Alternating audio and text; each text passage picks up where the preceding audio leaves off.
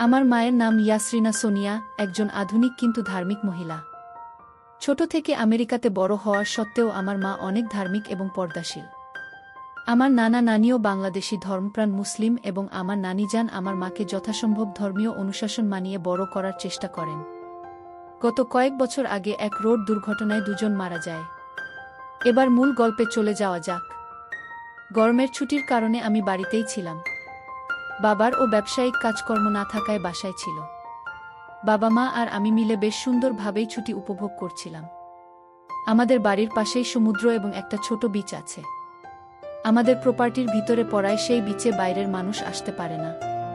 তাছাড়া আমাদের বাড়ির আশেপাশে লোকজনের বসবাসও কম। মূল শহর থেকে আমাদের বাড়ি 2 মাইল দূরে। প্রায় প্রতিদিন বিকেলেই আমরা পরিবারের সবাই মিলে বিচে যেতাম। প্রথমেই বলেছি, আমার আম্মু একজন পর্দাশীল মহিলা। তাই বিচে গেলেও আম্মু শালীন পোশাক পরতেন। তবে যতই শালীন পোশাক পরুক, আম্মুর রূপ ঠিকই বাইরে প্রকাশ পেত। গত কিছুদিন যাবত আমার মাঝে অন্যরকম একটা অনুভূতি কাজ করে। শুধু মাকে না, যে কোন মেয়েকে দেখলেই আমার অন্যরকম একটা শিহরণ কাজ করে। বেশ কয়েকবার বাচ্চা ঘরে কাজ করার সময় আম্মুকে কল্পনা করতে লাগলাম। নিজের মাকে নিয়ে এই ধরনের চিন্তা ভাবনা আমি মাথা থেকে ঝেড়ে ফেলার চেষ্টা করলাম। কিন্তু মাকে যতবারই দেখতাম ততবারই আমি নিজের উপর নিয়ন্ত্রণ হারিয়ে ফেলছিলাম। একদিন বাবা, আমি আর মা বিচে গিয়েছিলাম। মা লম্বা টি-শার্ট এবং ঢিলে জিন্স পরেছিল। মা আর বাবা একসাথে বসেছিল। আমি পানিতে লাফালাফি করার সময় খেয়াল করলাম বাবা মাকে বেশ লম্বা একটা হামি দিচ্ছে। হঠাৎ বাবার ফোনে একটা কল এলো। বাবা আমাদের কাছ থেকে বিদায় নিয়ে চলে গেল। মা বেশ উদাস হয়ে গেল। আমরা বাসায় চলে এলাম। মা আর আমি বাগানে গেলাম। আমি মায়ের পাশে গিয়ে বসলাম। মাকে বললাম আজ তাকে বেশ সুন্দর লাগছে। মা তখন আমাকে একটা হামি দিল। এটা স্বাভাবিক বিষয়, কিন্তু আমার মনের মাঝে একটা হাওয়া বয়ে গেল। আমি আমার রুমে চলে এলাম। আমার রুম থেকে বাগান দেখা যায়। জানালা দিয়ে মাকে দেখা যাচ্ছিল। মা বাগানের চেয়ারে 2 হাত পা ছড়িয়ে দিয়ে শুয়েছিল। হয়তো মায়ের অজান্তে কিংবা অসাবধানতার কারণে সম্পদগুলো দেখা যাচ্ছিল। আমি আর থাকতে না পেরে বাচ্চাঘরে গিয়ে কাজ সেরে এলাম। এটা প্রথমবার নয়, এর আগে বহুবার আমি এনটা করেছি। কিন্তু মাকে দেখে এই প্রথম। আমার মাথায় একটু দুষ্টু বুদ্ধি চলে এলো। আমি রান্না ঘরে গেলাম এবং লেবুর শরবত বানালাম এবং বাবার ঘুমের ঔষধ মিশিয়ে মাকে দিলাম। মা শরবত খাওয়ার কিছুক্ষণের মাঝেই ঘুমিয়ে পড়ল। আমি মাকে বেশ কয়েকবার ডাক দিলাম। মা কোনো সাড়াশব্দ করল না। আমি বুকে হাত রাখলাম। আমার ভেতরে তখনও একটা ভয় কাজ করছিল। আমার হাত কেঁপে উঠছিল। মা একটু নড়ে উঠল। আমি ভয় পেয়ে গেলাম, কিছুটা দূরে চলে গেলাম। বেশ কিছুক্ষণ পর আমি আবারও মায়ের কাছে গেলাম। সাহস করে হাত রাখলাম। আবার আগে কি হবে সে চিন্তা না করে কমলালেবুগুলো খেতে লাগলাম। কিছুক্ষণ পর নিচের দিকে নেমে এলাম। আমার নিজের চোখকে বিশ্বাস করতে পারছিলাম না। আমি কি দেখছি? হিতাহিত জ্ঞান লোপ পেয়ে গেল আমার। ঝাঁপিয়ে পড়লাম। প্রথমবার তাই দ্রুত বেরিয়ে গেল। রাতেও খাওয়া শেষে মাকে ঘুমের ঔষধ মিশিয়ে 1 কাপ কফি বানিয়ে দিলাম। বাবা বাড়ি ফিরবে না, সেই সুযোগটাই কাজে লাগিয়ে দিলাম। কফি খেয়ে আম্মু গুড নাইট বলে সোজা বেডরুমে চলে গেল। মিনিট 5 পর বাবা মায়ের রুমে উকি দিতেই দেখি আম্মু মরার ঘুমাচ্ছে। সেই একই কাজটা আবার শুরু করলাম। এভাবে প্রায় 5 মাস কাজ করছি। এরই মাঝে মায়ের শারীরিক পরিবর্তন দেখা দিয়েছে। আম্মুর পেট বেশ কিছুটা বড় হয়েছে। যতটুকু বুঝতে পেরেছি আমার অনিরাপদের কারণ। আম্মুকে দেখে বোঝা যাচ্ছিল আম্মু কিছু একটা বিষয় নিয়ে বেশ চিন্তিত। আব্বু ব্যবসায়ের কাজে বিভিন্ন জায়গায় চলে যায়। বুড়ো বয়সে আম্মুকে তেমন একটা সময় দেয় না বললেই চলে। সে কারণেই হয়তো আম্মুর চিন্তাটা আরও বেশি হচ্ছে। গত মাসে আব্বু ব্যবসায়ের কাজে অ্যারিজোনা গিয়েছে। ফিরবে আরও দিন 15 পরে। বাসায় আমি আর আম্মু। রাতে খাওয়া দাওয়া শেষে আম্মু তাদের রুমে চলে গেল। আম্মু ঘুমিয়ে যাওয়ার কিছুক্ষণ পরেই আমি আম্মুর রুমে গেলাম। আম্মু গভীর ঘুমে মগ্ন। আমি আম্মুর পাশে বসলাম। তবে আজ আমার ভয় করছে। তবে এই লুকিয়ে লুকিয়ে মায়ের অগোচরে আমার আর এসব করতে ইচ্ছে হচ্ছিল না। তাই আজ আমাকে ঝুঁকি নিতেই হবে। আমি ঝুঁকে পড়লাম আর সাথে সাথে আম্মু চমকে উঠল। আম্মু আমাকে তার উপর থেকে সরিয়ে দিতে চাইছিল, কিন্তু আমি আম্মুর উপরে ছিলাম এবং আম্মুর থেকে গায়ের শক্তি বেশি হওয়ায় আম্মু আমার সাথে পেরে উঠল না। তখন আম্মু বলে উঠল, তুই তোর সন্তানকে যদি দুনিয়ার আলো বাতাস দেখতে দিতে চাস তাহলে আমার উপর থেকে সরে যা। আমি তখন অবাক হয়ে গেলাম, আম্মু কি বলছে এসব? আম্মু এসব জানে কিভাবে? আম্মু একটু বিরক্তি ভরা চেহারা নিয়ে আমার দিকে তাকালো। তখন আম্মু আমাকে ধাক্কা দিয়ে তার উপর থেকে সরিয়ে দিয়ে 2 হাতে পেটে ধরে আমার দিকে তাকিয়ে কান্না করতে করতে বলে, এই সন্তান যখন তুই এনেছিস তাহলে এখন এর যত্ন কেন নিতে পারিস না? আমি তখনও থ হয়েই আছি। আমি কোনো কিছু জিজ্ঞেস করার আগে মা সব বলতে শুরু করল। আমি যখন প্রতিদিনই মাকে বেশ কয়েকবার করে কফি, শরবত দিতে লাগলাম তখনই নাকি মায়ের আমার উপরে সন্দেহ তৈরি হয়। সেই সন্দেহের পালে হাওয়া দেয় মায়ের অতিরিক্ত ঘুমিয়ে যাওয়ার অভ্যাস, কারণ মা দিনে খুব কম সময় ঘুমুতেন। তারপরেও মা বিষয়টি তেমন আমলে নেননি। কিন্তু যখন পেটে সন্তান আসে তখনই মা বিষয়টি খতিয়ে দেখার জন্য উঠে পড়ে লাগে এবং আমার দেয়া চা কফি না খেয়ে ঘুমিয়ে পড়ার ভান করে শুয়ে পড়ে। আমি তখন জানতে চাইলাম, আম্মু যখন এসব জানেই তাহলে আগে কেন এসব বলেনি, অথবা এসবে বাধা কেন দেয়নি? তখন আম্মু বলে, যেদিন প্রথম আসমু ঘুমের ভান ধরে শুয়েছিল ওই দিন আমি আম্মুর ঘরে একসেট হয়ে প্রবেশ করেছিলাম। আম্মু সেদিন আমাকে বাধা দেওয়ার জন্য প্রস্তুত ছিল, কিন্তু আমাকে দেখে আম্মু তখন কাণ্ডজ্ঞান হারিয়ে ফেলে এবং চুপ থাকে। আমার কাছ থেকে যে সুখটা পেয়েছিল ওইরকম সুখ কখনোই বাবার কাছ থেকে পায়নি। আর সে কারণেই মা তার ধার্মিকতা, সতীত্ব বিসর্জন দিয়ে সব সহ্য করে নিয়েছে। আমি তখন আম্মুর পেটে হাত রেখে বলি, আমাকে ক্ষমা করো, আমি জানতাম না আমাদের সন্তানের ক্ষতি হবে। তখন আম্মু আমার হাতের উপরে হাত রেখে বলে, ঠিক আছে, আমি তোমাকে সব বলে দিব। তবে কথা যাও, আমাদের সম্পর্কের কথা কাউকে জানতে দিবে না। তখন আমি মাকের হাতটা শক্ত করে ধরে মায়ের চোখের দিকে তাকিয়ে বললাম, কথা দিলাম, এই গোপন সত্য কেউ জানবে না। কথাটা বলেই আমি রুম থেকে বেরিয়ে যাই। সকালে ঘুম থেকে দেরিতে উঠাটা আমার অভ্যাস। ঘুম থেকে উঠে হালকা ব্যায়াম করে বাগানে ফুটবল নিয়ে 30 মিনিটের মতো দৌড়াদৌড়ি করে থাকি। আমি লম্বায় প্রায় 6 ফুট, অল্প বয়স থেকে রেগুলার জিমে ব্যায়াম করায় আমার শরীর বডি বিল্ডারদের থেকে কোনো অংশে কম না। পেটে হালকা হালকা 6 প্যাকের ছাপ ভেসে উঠছে। হাই স্কুলের মেয়েদের থেকে শুরু করে ক্লাস টিচার, জুনিয়র স্কুলের বাচ্চাদের গার্ডিয়ানরাও আমার উপরে ফায়দাও তুলেছি এসবের। গত সামারে এক ব্রাজিলিয়ান ছেলের মাকে নিয়ে 4 দিনের ট্রিপে গিয়েছিলাম। এমন আরও অনেকের সাথেই সময় কাটিয়েছি আমি। সকালে জিম করে সোফায় বসে টিভি দেখছিলাম। আম্মু তখন কিচেনে রান্না করছে। আয়নাতে দেখলাম মা জলপাই রঙের সেলোয়ার কামিজ পরেছে। শরীরের ভাঁজগুলো স্পষ্ট বোঝা যাচ্ছিল। আমি উঠে আম্মুর কাছে গেলাম, আম্মুকে কাজে সাহায্য করতে লাগলাম। অন্য সময় আমাকে দেখলে আম্মু জামা কাপড়ে হাত বুলিয়ে ঠিক করত, আজ তেমন কিছুই করেনি। অবশ্য করবেই বা কেন? আমাদের মাঝে এখন আর কোনো গোপনীয়তা নেই। আমাদের সম্পর্কের সাগরে এখন নতুন জোয়ার চলছে। আম্মুকে বিভিন্ন জিনিস এগিয়ে দিচ্ছিলাম, আম্মুর হাতে হাত রেখে, আম্মুর গায়ে গায়ে দাঁড়িয়ে কাজ করছিলাম। রান্না শেষে খাবার টেবিলে খেতে বসলাম। ফল খাওয়ার সময় আম্মু মুভির মেয়েদের মতো করে কলা খেতে লাগল।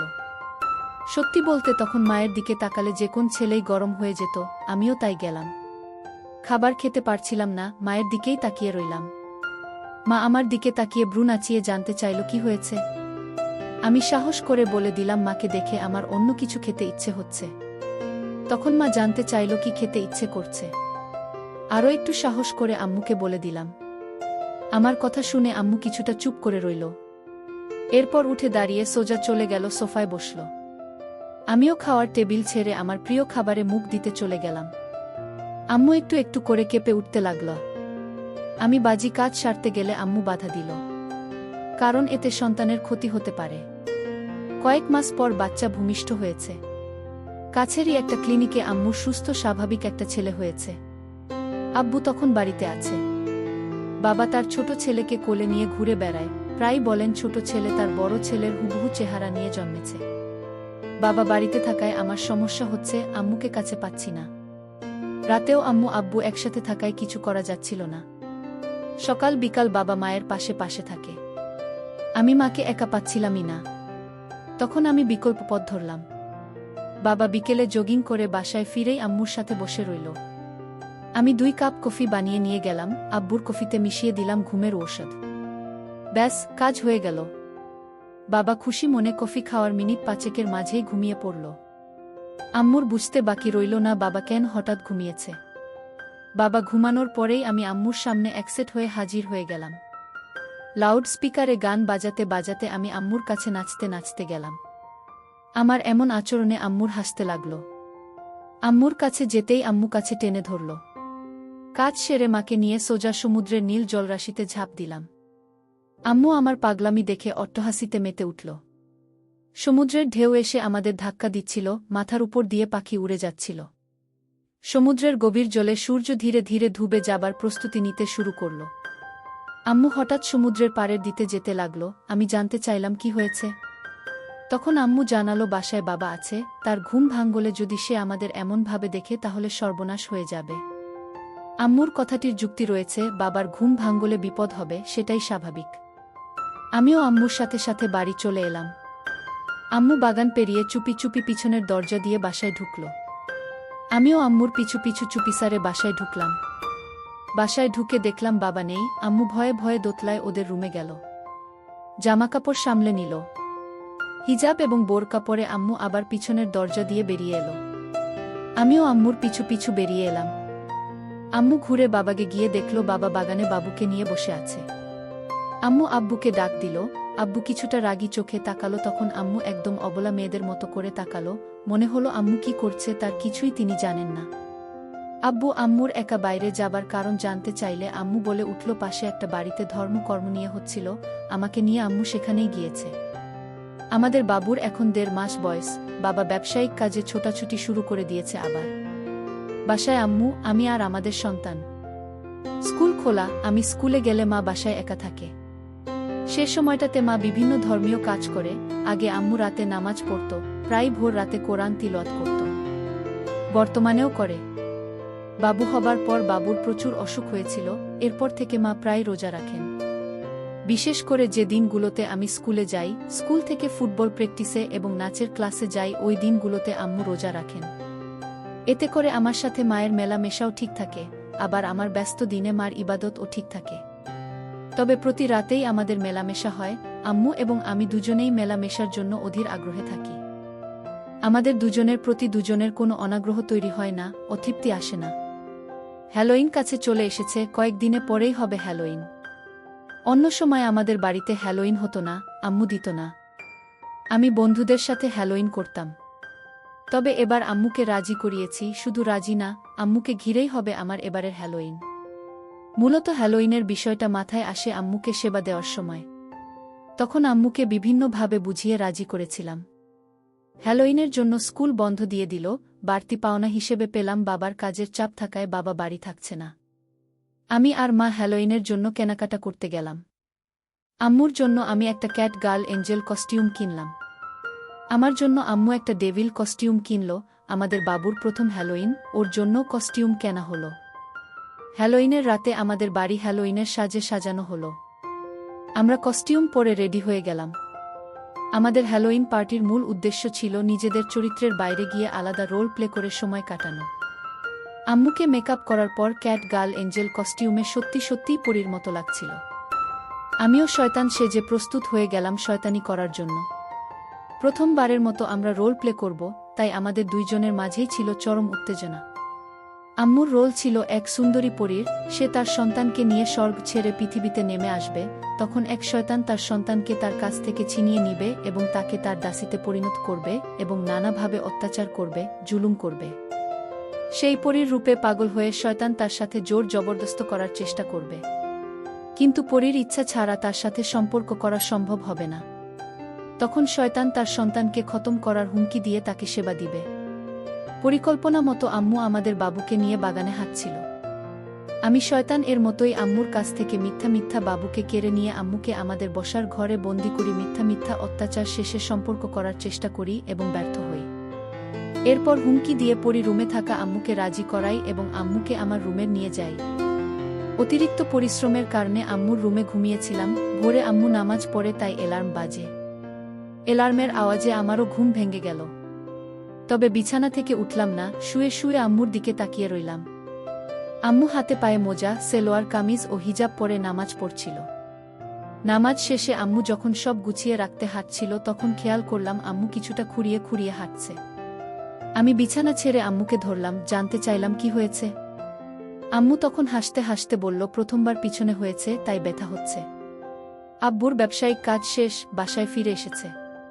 বেশ কয়েকদিন থাকবে বাড়িতে। আমার আর আম্মুর মেলামেশা ততদিনে একটা আসক্তিতে পরিণত হয়েছে। আম্মুর একটু পর পরই আমাকে কাছে পেতে চায়, এমন ও দিন যায় আম্মুর প্রতিবার নামাজের আগে গোসল করতে হয়েছে। তাই বাবা আসার পর থেকে বিপদে পড়ে গেলাম। বাবার শরীরটা বেশি ভালো না, তাই বাবাকে ঘুমের ঔষধ দিতে মা না করে দিয়েছে, ফলে বাবা বাড়ি থাকলে আম্মুর হাতেরও দেখা পাই না। আম্মু একদম আপাদমস্তক পর্দা করে বাসায় ঘুরে বেড়াত। 2 দিন যেতেই আমি আর আম্মু ছটফট করতে লাগলাম। রাতে বাবা ঘুমিয়ে যাওয়ার পরেই আম্মু আমার রুমে এলো। আমি স্কুলের অ্যাসাইনমেন্ট করছিলাম, তাই জেগেই ছিলাম। আম্মু আমার রুমে এসে দরজায় টোকা দিল। আমি বই খাতা ছেড়ে উঠে দাঁড়াতেই আম্মু আমার কাছে চলে এলো। মনে হলো 1000 বছর পর দুজন দুজনকে কাছে পেয়েছি। এরপর সময় নষ্ট না করে কাজে লেগে পড়লাম। কতটা সময় গেল আমরা জানি না, তবে আব্বুর ধাক্কায় আমার হুঁশ ফিরে। চোখ মেলে তাকিয়ে দেখি আব্বু আমাদের বাবুকে কোলে নিয়ে রাগী রাগী চেহারায় অবাক হয়ে আমাদের দিকে তাকিয়ে আছে। আম্মু লজ্জায় মাথা নিচু করে রেখেছে। কয়েক মুহূর্ত যেতেই আব্বু দুজনকে বাসা থেকে বেরিয়ে যাবার জন্য আদেশ দিল। আম্মু ছুটে গিয়ে আব্বুর পায়ের কাছে পড়ল, আকুতি করে মাপ চাইতে লাগল। আব্বু আম্মুকে পা দিয়ে লাথি দিয়ে সরিয়ে দিয়ে আমাদের বাবুকে বিছানায় রেখে চলে গেল। আমি আর আম্মু তখনও আতঙ্কিত, অসহায়ভাবে মেঝেতে বসে রইলাম। মিনিট 15 পরে বাবা একটা সুটকেস নিয়ে এলো। আম্মুর দিকে একটা জামা ছুঁড়ে দিয়ে পড়তে ইশারা করল। জামা পরা শেষে আম্মুকে আর আমাকে 2 হাতে ধরে টানতে টানতে নিচে নামিয়ে আনল। এরপর দরজা খুঁজে প্রায় গলা ধাক্কা দিয়ে আমাদের বের করে দিল। মাঝে রাতে আমি, আম্মু আর আমাদের নবজাত শিশু রাস্তায় এসে পড়লাম। কি করব কিছুই বুঝে উঠতে পারছিলাম না। রাতে আমরা একটা হোটেলে উঠি। সারা রাত আম্মু কান্না করে। সংসার ভাঙ্গার কষ্টে এবং অনিশ্চিত ভবিষ্যৎ নিয়ে আম্মু ভীত হয়ে যায়। পরদিন আমরা চলে যাই আম্মুর বেস্ট ফ্রেন্ডের জুলি আন্টির বাসায়। সেখানে আম্মু আন্টিকে রাতের ঘটনার কিছুই বলেন নাই। আন্টিকে আম্মু বলল কিছুদিন বেড়াবে। আন্টিও সানন্দে আমাদের থাকার ব্যবস্থা করে দিল। আন্টির বাসাটি বেশি বড় নয়। উনি একা মানুষ, 3 রুমের ফ্ল্যাট বাসায় থাকেন। আমাদের একদম কোণার রুমে থাকতে দিলেন। রুমে বাথরুম, জানালার বেলকনি সব আছে। রুমে ঢুকে আমি ফ্রেশ হয়ে একটা শর্টস আর টি-শার্ট পরে বিছানায় শুয়ে পড়লাম। আম্মু আজকে বেশ স্বাভাবিক। আমি বিছানায় শোবার পর আম্মু বাচ্চাঘরে গিয়ে ফ্রেশ হয়ে বেরিয়ে এলো। এরপর ব্যাগ থেকে একটা নাইট ড্রেস বের করে সেটা গায়ে চাপিয়ে পাশে শুয়ে পড়ল। আম্মু বিছানায় শুয়ে পড়ার কয়েক মিনিট পরেই ঘুমিয়ে পড়ল। গত রাতে ঘুম হয়নি, তাই হয়তো আম্মু কাহিল ছিল। রাতে হঠাৎ ঘুম ভাঙতেই আমি নিচে কিছু অনুভব করলাম। ঘুম ঘুম চোখ মেলে তাকাতেই দেখি আম্মু আমাকে জেগে উঠেছি দেখে আমার কাছে মাথা নিয়ে এলো। অনেক ভালোবাসা দিলাম তখন আম্মুকে। আন্টির বাসাতে আমাদের দিনগুলো ভালোই কাটছিল। কিন্তু প্রায় 1 সপ্তাহ যাবত আন্টির বাসায় থাকার পরেও বাবা আমাদের সাথে কোনো যোগাযোগ করল না। আন্টির বাসাতে আরও কিছুদিন থাকাটা আমাদের কাছে বেশ লজ্জাজনক মনে হলো। তখন আম্মু আমাকে নিয়ে লস অ্যাঞ্জেলস এর কাছে সান্তা মিরিয়াতে আমার নানার বাসায় চলে যাবার কথা বলে। যেমন কথা তেমনি কাজ হলো। রাতে আমি আর আম্মু একটা গাড়ি ভাড়া করে সান্তা মারিয়াতে চলে গেলাম। নানার নানি মারা যাবার পর থেকে বাসা খালিই ছিল। মাঝে মাঝে আমরা বেড়াতে আসতাম এখানে। লোকজন থাকে না, তাই আমি আর আম্মুই এখানকার একমাত্র বাসিন্দা। নানা নানি বেশ যত্ন করে ও রুচি নিয়েই বাসা বানিয়েছে। বাসার সামনে সুইমিং পুল, বাগান সবাই আছে। আমরা প্রায় ভোরে নানার বাসায় পৌঁছালাম। বাসায় ঢুকে আম্মু দ্রুত জামাকাপড় পাল্টে নামাজ পড়বার ঘরে চলে গেল। নামাজ শেষে আম্মু নানা নানির রুমে চলে গেল। মা বাবার কথা মনে করে আম্মু কিছুটা মন মরা হয়েই বসে রইল। আমার আম্মুর জন্ম এখানে। আমি আম্মুর পাশে গিয়ে বসলাম। আস্তে করে বললাম, এই ঘরেই তোমার বাবা মা থাকতো, এখানেই তারা মিলিত হতো। আজ থেকে এখানে আমরা থাকব, আমরা এখানে মিলিত হব।